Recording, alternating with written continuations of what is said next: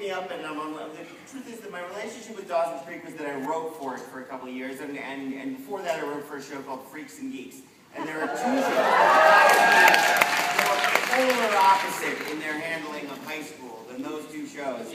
And I was always caught between them. I always thought that, the kids on Freaks and Geeks were funny and awkward and never said the right thing. And the kids on Dawson's Creek were so cool and always said the right thing. My experience of high school was somewhere in the middle there, and ever since I've been trying to sort of forge some sort of voice between those two huge influences in my life.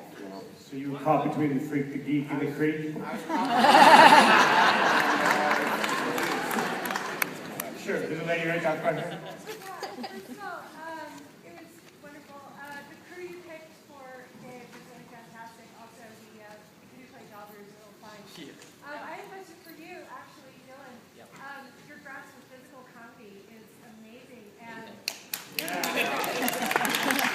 She complimented Dylan about his grasp of physical comedy. But I wanted to hear more. Jumping off the roof, how much fun was that? Okay, the question is about him seeing when you're going to jump off the roof. Yeah, it's actually really cool. I actually have something to say about this. Oh my god, here we go. That scene was the first day of shooting. I swear, yeah, the first thing up, it was the jumping off the roof scene. And they had the whole stunt crew there and everything, and they were just like, are you gonna be cool jumping off the roof? I'm like, I want to jump off. I want to try it a couple times at least. You put a mat down, but I want to try it.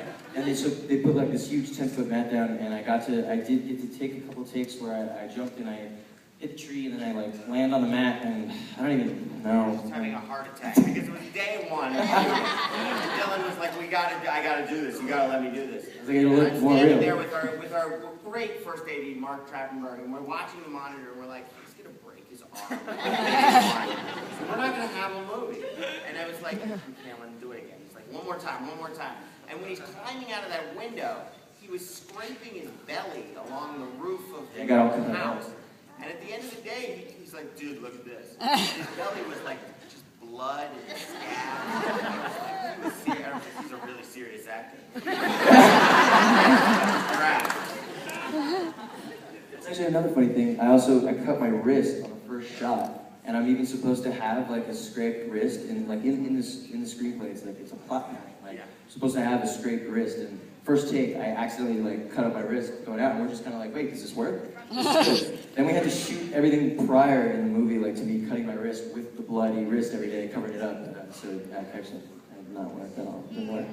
It was a subtle thing, and it was an idea that I'm not sure how important it ended up being, but there was a Band-Aid on Dylan's arm the entire time. And in the most emotional moments of his work, it was constantly falling off. And he would say something, he'd do something great, and just in the corner of the frame, you see this Band-Aid peel.